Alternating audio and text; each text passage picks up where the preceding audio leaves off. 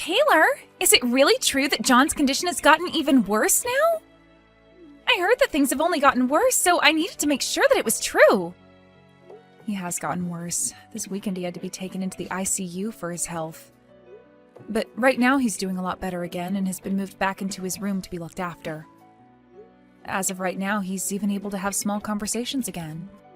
What? He was able to make a comeback from that? Huh? I'm really happy to see he's made a comeback.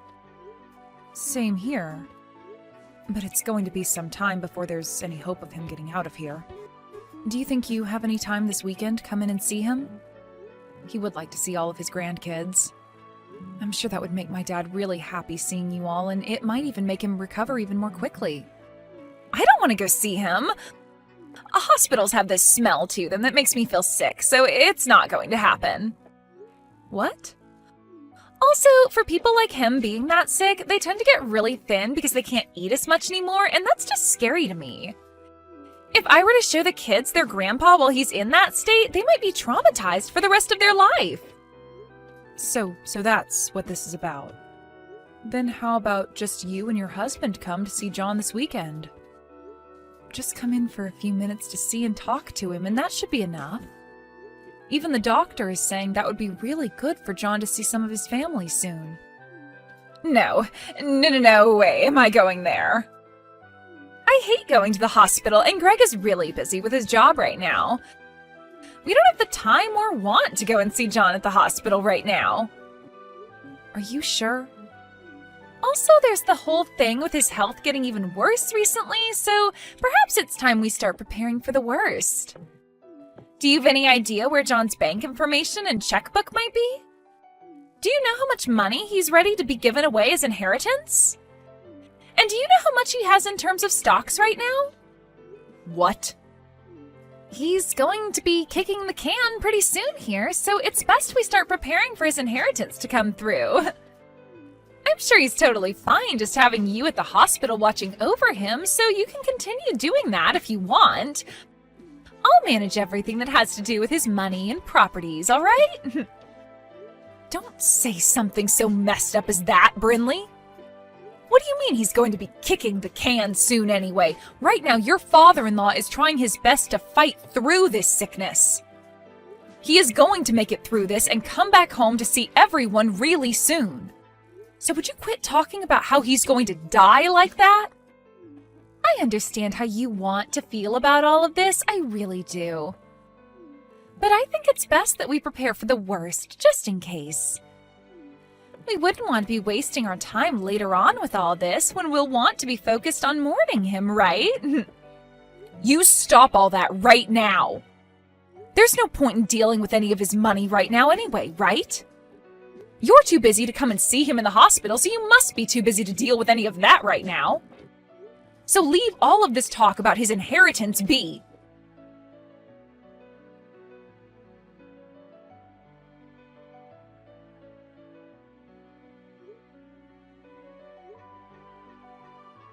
Greg, where are you right now? I have been telling you to come to the hospital as quickly as you can. Your dad has finally gotten out of this hospital, but as soon as we got him home, he collapsed again. Do you have any idea what time it is? I get that it's an emergency for you, but come on, it's 3 a.m. for me. Once I've gotten my beauty sleep, I'll come to the hospital. I'm sure it's just the same old thing with him anyway, and he'll be around for me still when I get up. Once things are all handled over there and I'm awake from my sleep, I'll be over there. I'm not messing around right now, Greg. You get your butt in here right now and see your dad. He is not doing well at all, and his breathing is getting really shallow. I think this might be it for him. What? So please hurry up and get to the hospital. This is not the time for you to be sleeping, all right? This might just be your last chance to ever talk to your dad again. Are you kidding me? In other words, this means my time has come as well. Excuse me? Ah, nothing, Mum. Don't worry about it. I'll be on my way to the hospital right now. I'm going out to the car right now, so just wait for me a little longer.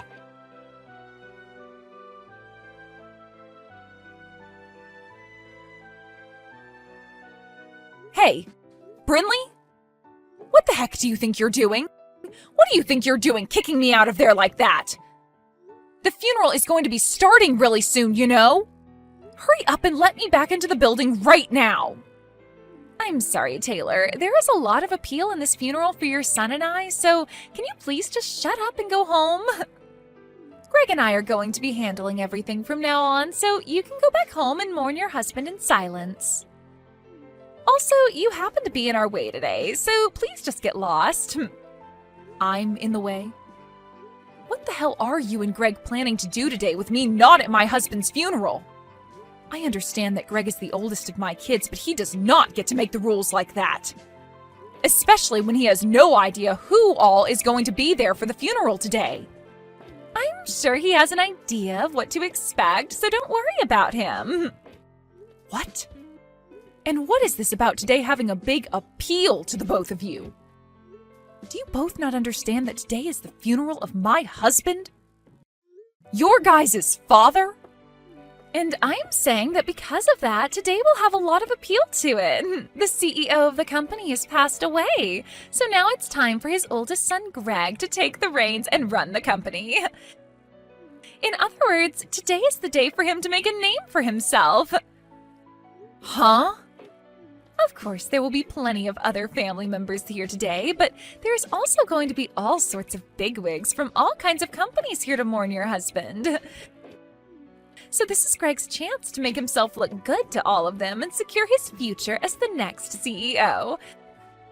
And standing next to him today will be me, the CEO's wife. I'm so glad on a day like today, both Greg and I went to the salon before this and got ourselves looking all sharp and ready for what we have to show off today. So this is what you've both been waiting for all along? You both even went to the salon together before this and got your hair done and everything? Would you please cut the crap right now, Brinley? The point of this funeral is to mourn the loss of my husband. It is not a place for you and Greg to be showing off and trying to make yourselves look good for the business. I have no idea what's gotten into the both of you thinking this funeral is meant to be a place where you need to appeal to all of those other company men. And the fact that Greg said it's his time as well now? Please do not ruin my husband's funeral like this just for your guys' selfish desires.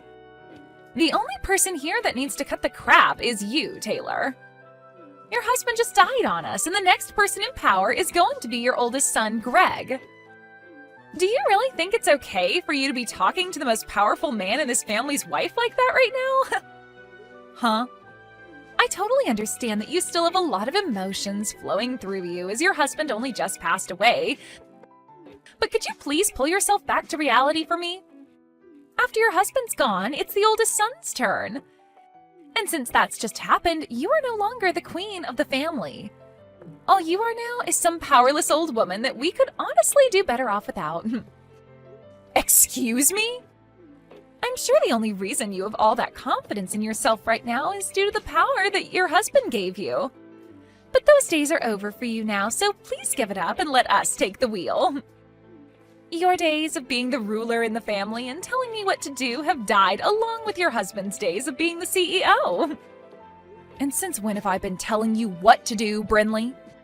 Huh? Tell me when you haven't been. How about that? Telling me to come see your husband as he was dying, even though I don't care for him, and telling me to bring my kids along to see him, even though his sickly body would have scared the crap out of them. Seriously, every time you tried telling me to do things, it really pissed me off. It's a waste of time to go out and see some old geezer that's about to die. Why would I ever want to do that? Did you really think that by having Greg and I there to talk to him and see him with you, he'd start to recover from whatever BS sickness he had? What the hell do you think you're saying right now? What do I think I'm saying? Well, I'll tell you. But not with words. You'll just have to wait and see, because right now I can't handle you in that attitude anymore. The funeral's about to start soon as well, so I don't have time to waste on you. I know we were just getting to the good stuff, but that'll have to wait. I'm finally going to be the wife of a CEO, and I can't believe just how much I am smiling at a funeral. What? The wife of a CEO? That's right. Remember that since now your husband is dead, he's going to be leaving a lot of money behind for us. So we're going to be taking all of that money and everything, as well as taking over the company he's left for Greg. I thought that was pretty clear to you already, though. But anyway, once he's the CEO, I'm going to be the CEO's wife, right? Did you know that ever since I was a little girl, I had always wanted to be the wife to some super wealthy CEO? So now that my dream is finally coming true for me, I just can't stop myself from smiling. I think I've had enough of you both. Especially you, though, Brinley. Kicking me out of the funeral and then taking it over as though it's meant to be about you both. And not just that, but now you think you have access to all my husband's money and his company, which has led you to grin like some maniac? You really are such a shameless woman. Well now, I'm going to have to hide this smile for the time being and put on a more serious and saddened face to trick the masses. It would be pretty wrong for me to be smiling at a funeral of all places, right? Well, you've been pretty messed up this whole time, so why hide it at all? I'm trying to text Greg right now, but he seems to be ignoring me. For some reason, I'm getting the feeling that all this isn't going to play out in your guys' favor, though. Now, I'd like you to leave the premises at once and head back home with your mouth shut for us. The CEO of the company has struck out, and the next up to bat is his oldest son. And me being his wife means that I'll become the wife of a CEO. Greg isn't even a part of the company. What? Yet you still believe that he's going to be able to get into the company and become the CEO of it right away? You must be so excited about becoming the wife of a CEO that you totally forgot about common sense. I'm sorry, but the next CEO of the company has already been decided. And of course, since Greg hasn't been working for the company at all, he is not going to be the CEO. If you understand that now, I want you to open the door for me and let me back inside. What do you mean he's not been working for the company? Greg has told me that ever since he graduated from college, he's been working for his dad's company. And when was it that he told you that? It's been 3 years now since Greg was fired from his dad's company. Huh? He was fired? Yep. He was awful at all of the work he was left to do, and that really started to piss his dad off a lot. Of course, when he got fired, it was during a time where he was supposed to be taking care of a really important customer to the company. But he cried about having to do all that work and bolted from his responsibilities. That then pushed his dad over the edge, and he said he was no longer going to deal with Greg anymore. Although my husband's first thoughts were to make Greg the next CEO someday, those thoughts quickly disappeared, and the next thing he knew, he was firing Greg. What? Wait. I never heard anything about all those events. Also, Greg has been going to work like nothing's changed forever now. Perhaps right after being fired, he was able to find some other company that hired him. I'm not sure where he could be working now, but Greg is your guys' oldest son, right? And that means he should be the next in line to take on the company from your husband. Nope. John has made it very clear to everyone at the company that the next person to be the CEO will be his son, Marcus. Greg's little brother. John told everyone that he couldn't trust his oldest son with taking on the company, so he'd be letting his second oldest handle everything next. Huh? He's letting Marcus be the next CEO? And he told that to everyone in the company already? He even wrote that down in his will. What? You were the one that told me to start thinking about all of that while my husband was still in the hospital, right? About things like his inheritance and properties? I took that as meaning I did need to get on top of some of those things, so I went and started talking to John about everything he would be leaving behind.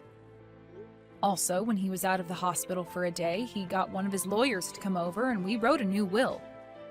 And you're telling me that part of the will says for Marcus to take over the company next? Unlike his dad, Marcus is a very calm and composed man. But even so, he happens to be very good at doing business and has the proof to show for it. Even other employees within my husband's company say great things about how well he does his work. For a little while, he had only been working with his dad after Greg got fired, of course, and started learning what it means to lead a company. So this was always going to happen. Marcus becoming the next CEO. But just to make sure there'd be no hiccups, we wrote it down in John's will. You're lying. There's no way. The next CEO should be the oldest. And Greg is the oldest son to John. I've never even heard of an instance where the oldest was skipped and the next in line was given the company. Well, John had no other choice. His oldest was far less competent at his job than he had thought. Huh? I'm so happy that today Marcus wasn't able to make it to the funeral.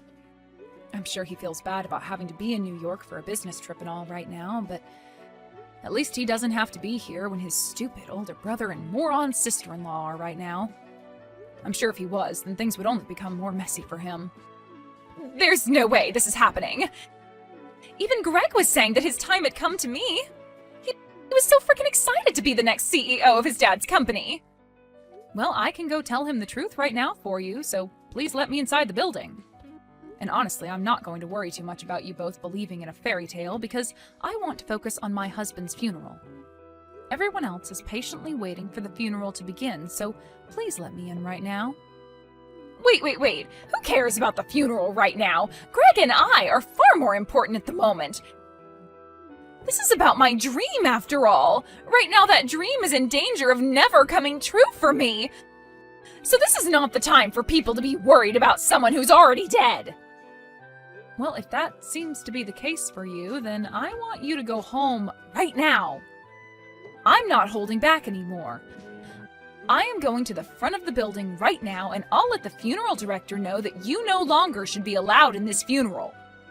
Actually, I'll let them know that both you and my oldest son are not allowed in here. Then you both can be escorted out by them.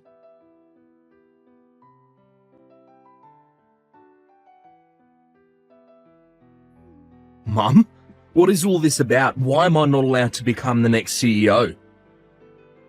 It's not too late to make me the CEO yet. Tell that Marcus to let me be the CEO right now.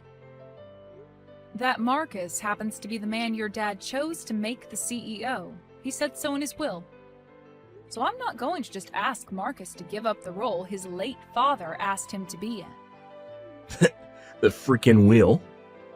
Who cares what Dad said? He's dead now. Why can't you just let me be the CEO? It's not like he'll ever know that I was made the CEO, right? What are you talking about, Greg? I will not allow you to talk about your dad and his final words like that. But what's going on here is stupid. I get that Dad fired me from the company in the past, but I just assumed that after Dad died, you'd be willing to let me back into his company. I've believed this whole time that you would understand that the role of CEO should be going to the oldest son next. You're screwed up, Mum. I'm not the one that's screwed up. It's you and your wife that are.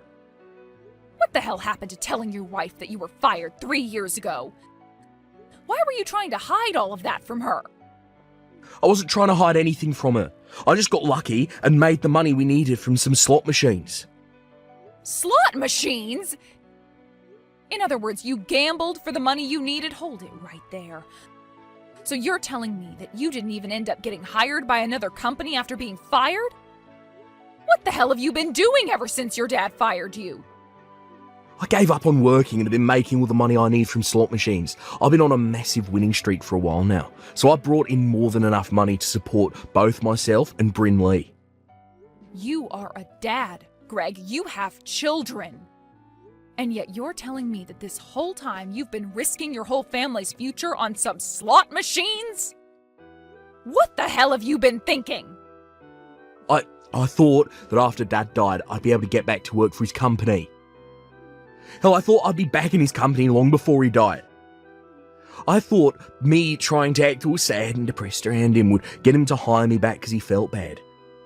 Yet for the past few years, he never talked to me, so I never had a chance to lie to him about how I was feeling. This year, he decided to get sick. It's not my fault that I had to continue gambling while Dad was fooling around by not ever talking to me and then getting deathly ill. For Christ's sake. Yet now I have to sit here listening to you telling me that Marcus is getting the company. If that's how things are going to be, then who cares about that stupid company? Just give me the dang money he's left for me, and I'll shut up about everything. I'll make sure to use all the money I'm getting to continue my winning streak at the casino. Did you know that I've started to go into debt waiting for Dad to get back to me about letting me work for him again? I've had to take out loans in order to keep playing the slots. If I don't start breaking even here, things are going to become really bad for me. You've been taking out loans now? I'm sure that Dad has loads of money in his savings that will be coming to me, right? Yeah, half will be going to you, of course, but the other half will be for his sons. But Marcus is going to be getting the company, so you can give my part and his to me. He's not going to need any of that money, right? So give me the money, and while you're at it, give me whatever stocks he has as well, right? Greg, I have some very bad news for you. Your dad doesn't actually have all that much money left after he passed away. Huh? What the hell are you saying, Mum? There's no way he doesn't have tons of money still. He was the one that built that company and has been the CEO of it for over 40 years. You both happen to have that massive house, and he has multiple other properties. And what about all those high-end cars he drives? How the hell are you able to tell me he doesn't have much of anything when he's got all of that? I'm sure you knew about how your dad ran his company all by himself, right? And of course he has a lot of land and some pretty nice cars that he drove around a lot when he was younger. But over time he's been putting all those things into his company, and now the cars and land are considered company assets. He left me with enough money to keep me happy, but the rest has all been put into the company and is not included in the will. Huh? Then, what's going to happen with all the money I owe? I thought Dad would have hundreds of thousands to give to me after he died. I just assumed that I'd be able to pay off all the loans after he died and be able to play more slots without going into any more debt. I thought this would be it for me, and I'd never have to worry about going into debt or having to work a job again. You can think about what you need to do next by yourself. If you can't find a way to help your family by yourself, then you open up to Brinley about the whole truth and have her help you. And as for that debt, well, you were the one that got yourself into that mess, so you're going to have to try something in order to pay it all off. I might be getting a lot of money from your dad, but it's only enough to keep myself happy through my later years.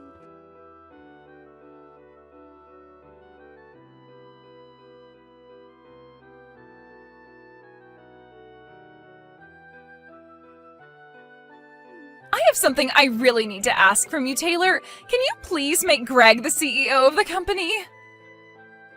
I'm sure that everyone within that company, as well as all the customers, want him to be the next CEO. I know for a fact if you don't make the oldest son the next CEO, then you'll be making the whole company look bad. Well, listen to this, Brinley. All of the employees within the company, as well as all the other businesses that are customers to it, have asked for Marcus to be the CEO. He's already been around all of them for years now, and every single person trusts that Marcus can get the job done right. But there is one very important problem with Marcus. He isn't even married yet, so what's going to happen to the company after he's passed away or retires? That's why, right now, you need to take this moment and make Greg the CEO of that company before it's too late. Huh? You're worried about what happens to the company after Marcus? I'm sure that Marcus might be good at the work he does, but he doesn't have a woman, and it seems like he never will. As far as I'm aware, he's never even had a girlfriend before, right? So there's no hope for him ever getting married now. And that means he is never going to have any kids who will be around to take on the company after him. But when it comes to your oldest son and his wife, they happen to have a really, really cute little boy, right? If you make Greg the CEO of the company right now, then there's hope that the company will continue on in this family's history. So you're trying to use your own son as a way of getting the company? Well, Brinley, did you know that you have no voice in telling Marcus who he can and can't choose as the next CEO of the company? He doesn't have to give it to anyone in the family next. He has every right to pass it on to one of his best employees, or he might even want to sell the company to someone else. So, nobody, not Not myself, nor you, nor Greg has any right telling him what to do with the company when he retires. I probably won't even be around by that point, so there's nothing I can do about it. No way! I've heard about the debt your husband is in right now. I understand that you and him are trying to do everything you can to get any money left by my husband, but you need to give up. Don't tell us to give up like that! It's not as simple as you might think. Right now, our lives are on the line. Right now, Greg is in debt $30,000 to loan sharks. Really? That much? You have to do something to help us pay all of it off. This is your son's debt we're talking about. Also, I happen to be suffering a lot because of it, so as my mother-in-law, you need to help me, please. You shut the hell up right now, you complaining witch. You are both frickin' adults now with children and need to learn how to take responsibility for yourselves. I don't give a crap about that guy's debt, and I never will. Also, he happens to be your husband, so do your dang job and support him through this tough time. Back when my husband was building his company, he got into $100,000 worth of loans, and we worked together to pay all that off. So you can handle $30,000, you baby. You might have been able to handle all that, but I can't. I might be his wife, but I just can't. Then go ahead and divorce the sad loser. It's your frickin' life after all, so you decide what you want with it. Now that's it from me. I can sympathize with all the crap you're going through right now, but you have to take responsibility for it and handle it. But wait, Taylor! Are you going to leave the both of us? Aren't you going to help us out at least a little?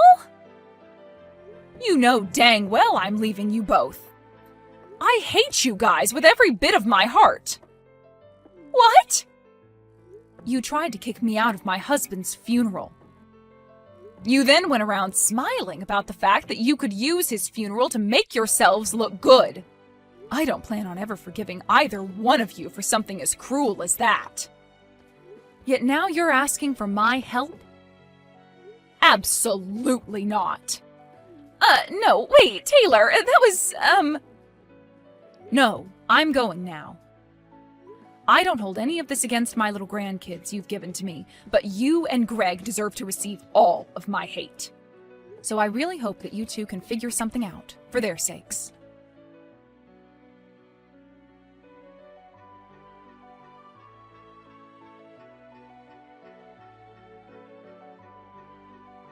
And after that, those two idiots went to Marcus begging for him to help them on their hands and knees while they both sobbed and sobbed. So, being the kind and reserved man that he is, Marcus went and brought them into one of the factories he started to run. At first, both Greg and Brinley weren't given a very good wage or much time off from work, and they complained about it a lot. Greg would even take it up to the factory's manager at times and say that he was the brother of the CEO and deserved better. To which the manager would reply, saying that the CEO gave him permission to fire those two at any time he wanted. After saying that, Greg never once complained about the job again, and both he and Brinley have continued their work in that factory. According to some rumors, that manager actually went to school with Brinley, where she would bully him all the time. So who's to say for sure what kind of hell he's putting her through right now there? Well, as for the time being, those two idiots are going to be sweating their butts off for years to come, trying to make whatever money they can in order to pay off Greg's debt.